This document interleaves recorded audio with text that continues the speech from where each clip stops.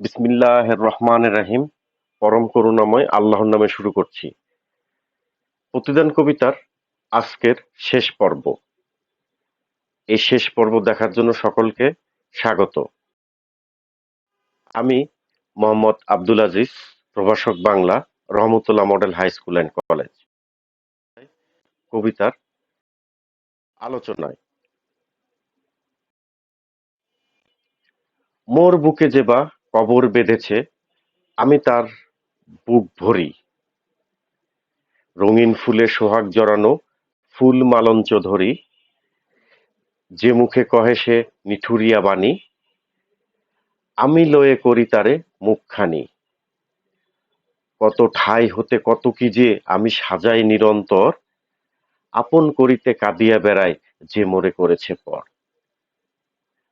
কবি বলতে চেয়েছেন, যেসব মানুষ কবিকে আঘাতের পর আঘাত করে তার বুক কষ্টের সমাধি রচনা করেছে, কবি তাদের ভালোবেসে মালা গেঁথে বুক ভরে দিতে চান। নিঠুর গালমন্দের পরিবর্তে ভালোবেসে সুমিষ্ট কথামালা সাজানোর নিরন্তর চেষ্টার কথা কবি ব্যক্ত করেছেন।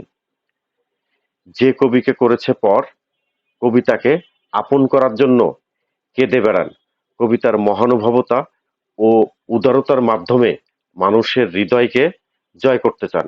কবি অনিষ্টকারীকে কেবলই ক্ষমা করেননি, বরং প্রতিদান হিসেবে অনিষ্টকারীর উপকার করার মাধ্যমে পৃথিবীকে সুন্দর ও বাসযোগ্য করতে চেয়েছেন। অর্থাৎ একটা সুন্দর পৃথিবী গড়তে চেয়েছেন।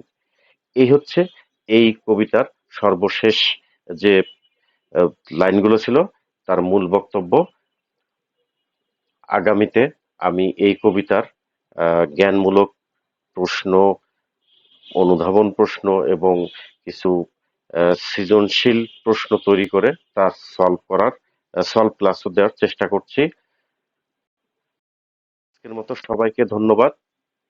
আগামী ক্লাসে দেখা হবে। আল্লাহ হাফেজ।